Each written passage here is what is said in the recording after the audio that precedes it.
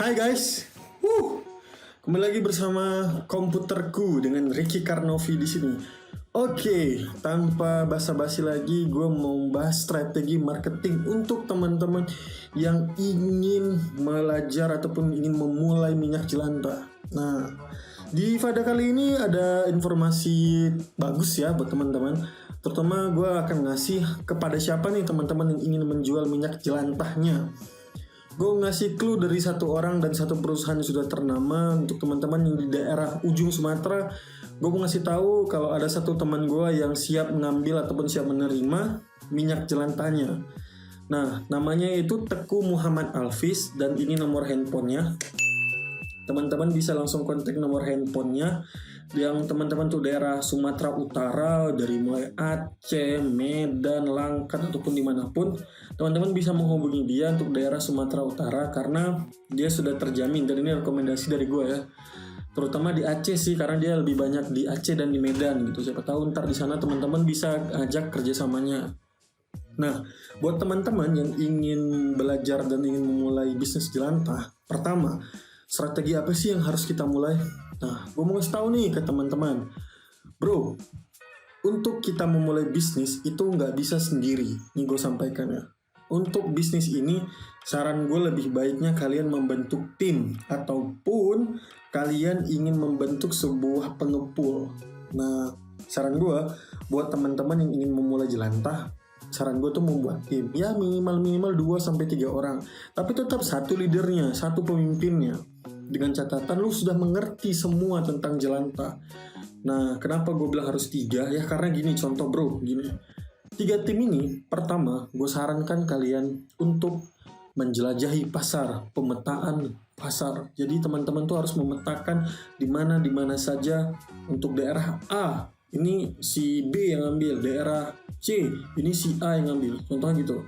Misalnya daerah A yang kita bilang, si Udin yang ngambil, daerah B si Idin. Nah, jadi teman-teman bisa belajar untuk, jadi daerah ini khusus dia nih, dia ngambil. Daerah ini khusus dia. Tapi tetap di satu wadah, disatukan. Contoh, semisalnya outlet A diambil oleh Bidin. Kalian tuh catat alamatnya, nomor HP-nya, harganya berapa lu ambil di outlet itu. Jadi nanti data ketiga dari tiga teman kalian tuh kalian satuin. Jadi kalian bisa memetakan alamatnya juga. Alamat outlet itu perlu ya teman-teman. Dan kalau bisa alamatnya itu ada Google Maps-nya. Jadi seakan-akan misalnya kalian datang ke outlet A, kalian itu bisa konfirmasi ataupun buka maps, terus share link dan tap lokasi kalian terakhir itu share link. Jadi kalian tinggal catat di note ataupun di WhatsApp, terserah catat di mana aja. Dan itu bisa membantu kalian untuk memetakan daerah teman-teman, dan saran gue itu lebih bagus. Dan jika kalian mempunyai budget lebih, nah ini bagus banget tuh. Kalian buat stiker brother, buat stiker kecil aja untuk menandakan, contoh ditempel di outlet mereka. Nah dengan ini terserah kalian. Tentang contohnya kayak selingkuh, selamatkan lingkungan hidup. Asik, keren gak tuh? Teman-teman harus paham karena ini merupakan strategi untuk supaya meyakinkan teman-teman ke outletnya, dealnya gimana, siapa tahu udah ngambil minyak jelantahnya gitu. Teman-teman bisa harus paham ini. Dan tips yang kedua dari gue, bro, semisalnya minyak jelantah itu sudah ada yang diambil, kalian itu coba deh dinego, diobrolin, dan kalau bisa ya bagi-bagi deh, bu, hari bulan ini dia, bulan depan saya, ataupun dua-dua jadikan di situ. Kalau kalian jago bernegosiasinya, bang, cara negosiasinya gimana?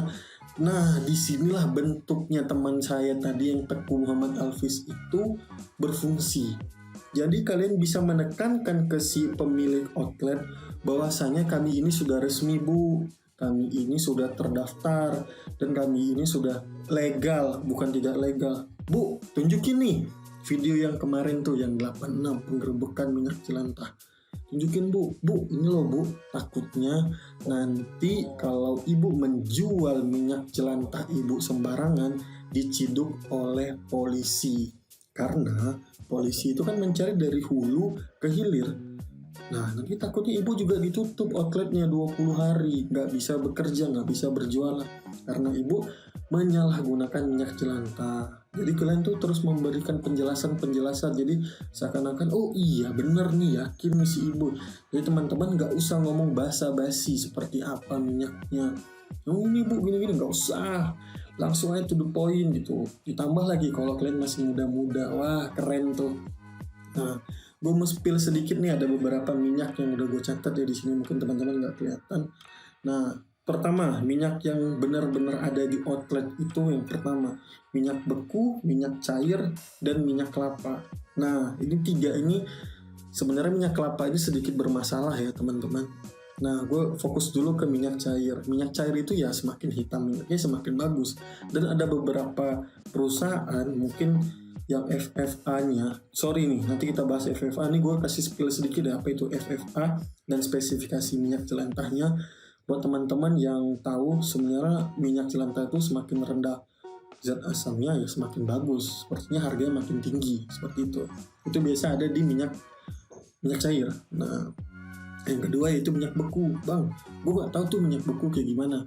Lo tahu KFC, lo tahu The Besto, lo tahu kayak ya Richeese, McD, itu rata-rata yang fried chicken yang gue tahu ya. Ini yang gue tahu aja gue sampaikan ke kalian. Yang gue tahu fried chicken itu atau makanan tepung-tepung itu biasa menggunakan minyak beku. Nah, minyak beku itu ada ampasnya, bro. Buat teman-teman yang mau supaya minyak beku dan ampasnya itu terpisah, caranya gimana? It's okay, lo ambil juga ampasnya, lo ambil juga minyak bekunya, it's okay bro. Kalian panaskan nanti, kalian bakar di dalam kaleng. Nah, teman-teman bakar di kaleng, terus kalian panaskan. Itu akan otomatis minyak bekunya terpisah dengan ampasnya. Oke, nah ini minyak yang ketiga yaitu minyak kelapa. Sebenarnya untuk minyak kelapa sendiri itu mahal harganya, dan Pak Jokowi pun sudah menyarankan kalau kita harus bagusnya menggunakan minyak kelapa untuk digoreng, karena manfaat minyak kelapa itu wow banyak banget. Yang gue tahu nih, minyak kelapa ini minyak kelapa dan minyak jelantah kelapa itu berbeda. Ini gue sampaikan ke teman-teman.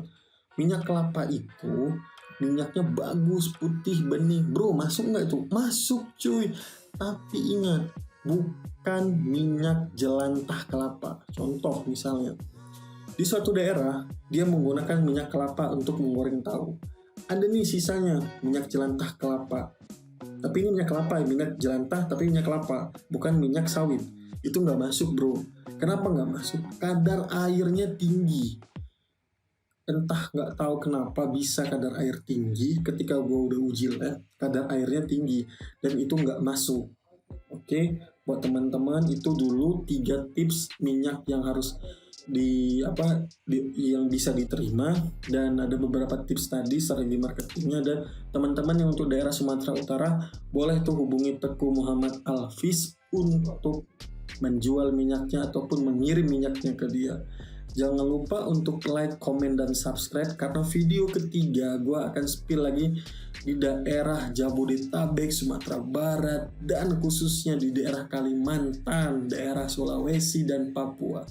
Oke guys, jangan lupa like, komen, dan subscribe. Kalau yang kurang jelas silahkan join di grup Telegram. See you guys.